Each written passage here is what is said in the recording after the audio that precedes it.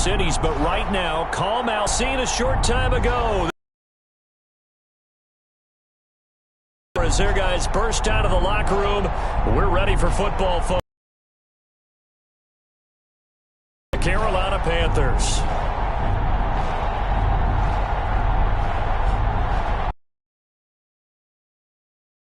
Charles Davis, and Charles, you look at this Vikings ball club.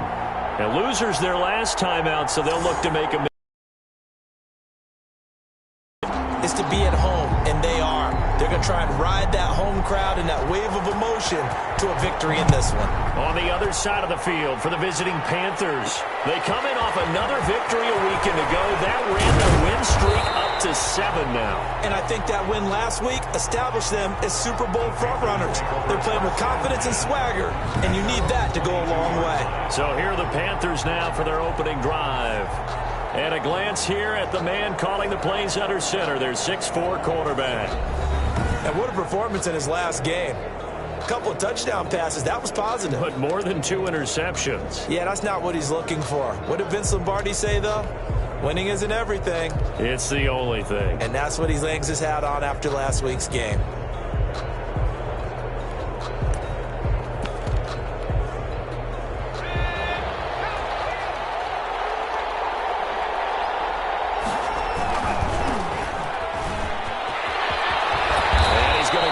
One across the 30-yard line. 10 yards there to start the drive, and just enough by about the length of the football for a first down.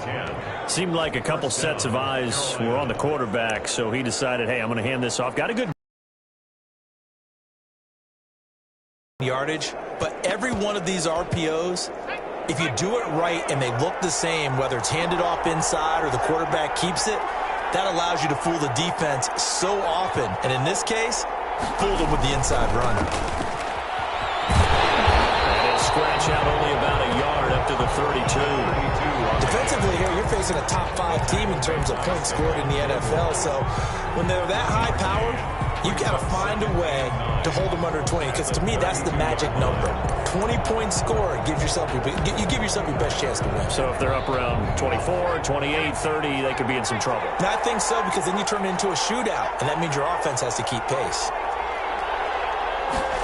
2nd and 9 now. Looking middle, and that's complete. And to the 42-yard line here and brought down there. Rookie to rookie on the hook up there, and it's a first down. Panthers. These are his numbers from last week's contest. 6 catches, 98 yards, and a score. Look, I know everybody wants to be number 1 in everything they do, but he's number 2 in the league in receiving yards. That's a strong number, a strong year, and they want that to continue. A first down run, good for about 3. 2nd and 7 coming up. Number 30. Yeah, I don't know if it's exactly a win-win, but if you're on offense, you'll take that kind of a run, all right? It was kind of stacked up, found a little bit of yardage, and frankly, they're pretty close to staying on schedule on offense. The playbook is still open for the coordinator.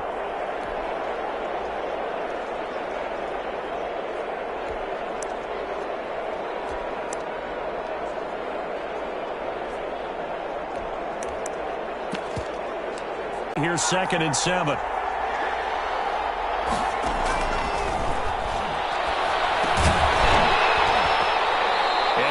Incomplete. A lot of force bearing down on him there. He could not hang on. It's 3rd down. As his old brain remembers, when I see 5 wide receivers on the field as a defender, I know the ball's coming out hot.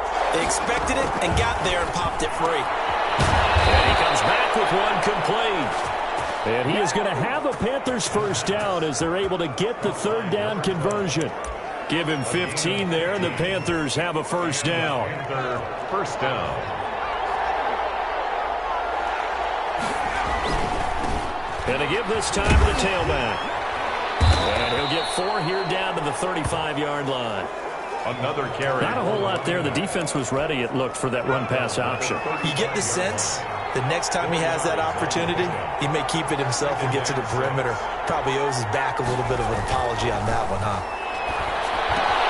Into a double team, and it's intercepted. Picked off at the 25. And he's able to get it back to the 33-yard line. So here here come the Vikings as they get set for their first drive. Leading them out, the man known as Danny Dimes, their second-year quarterback from Duke, Daniel Jones. And no excitement unless you're on the defensive team of last week in his numbers, because the only excitement he really generated was the one interception he threw. Yeah, no touchdown passes. Yeah, and his team wasn't real thrilled about that, and they lost the game. So I know this week has been tough on him because he's been working hard. Fundamentals, footwork, finding the right targets, and bottom line, how do they get a win? Now the man from UTEP, this is Aaron Jones. And nothing but green grass here, middle of the field. Touchdown, Vikings. Aaron Jones, his third touchdown now on the year. And the Vikings have taken a first-quarter lead. That's how you take advantage of an early turnover. A sudden change situation, meaning ball's turned over. How's both sides going to handle it? One side handled it way better. They went right out on the field and put the ball in the end zone. One play, that just added insult to injury. Yeah, that just tells you on the defensive side, they didn't come out ready to go. Still reeling from the fact that the ball got turned over. The Panthers take over 1st and 10 at their own 26-yard line. The Panthers coming back out onto the field for their second drive. And, Charles, if the season ended today, and it's not going to, we still have December left. More football. We're only in November. But they would be a wild card team. And that's great. They'd be in the playoffs, but you know they're trying to bump up to be one of those division leaders. That guarantees you at least one home game in the playoffs, and that's what you're really seeking. But there also isn't much margin for error for this team, right? Because right where they're sitting, a 2-game losing streak could have them out of the playoffs. So they've got to make sure they continue to keep the momentum going. Absolutely. There's some sharks smelling blood in the water behind them. That one good for a first down pickup of 18 yards. First down, Carolina. Well, that certainly has to feel good. And it's not all the time that the play caller should get all the credit. Sometimes I think in the huddle, the quarterback just says, hey, who's going to make a play for me? I just need something right here. And the end result there, nice first down. Drive keeps moving. The last run got 3. Now here's 2nd and 7. 2nd and 7. From the midfield stripe, they'll look to throw toward the center of the field, but it's incomplete.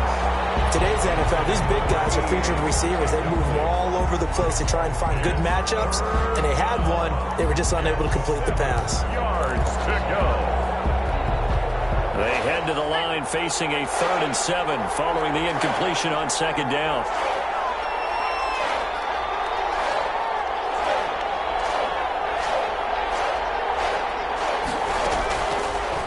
The gun. They'll look to throw. Into double coverage, and it's intercepted. Picked off by the Pro Bowler, Anthony Barr. And he'll return this ball across midfield to the 47-yard line.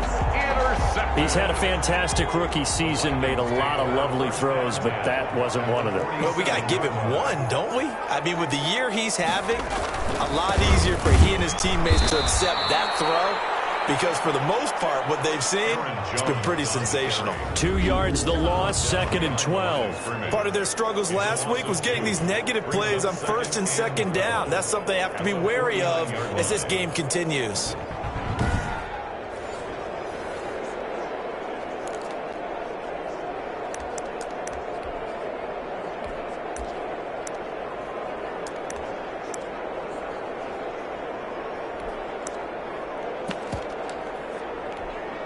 First play of the drive goes the wrong way. Here's 2nd and 12. Off the bootleg, Jones. He will find the rookie from LSU. That's Justin Jefferson. 15 yards on the play, first down. Well, how about this throw right here? Had to throw it to the left sideline, and you know the timing's got to be correct on this one. Backs love it when they can show off their offense. They will get 4 yards behind, trying to figure out, do I need to blitz him? Do I need to pressure him? How do I gain an advantage on this snap? 1st and goal at the 4-yard line.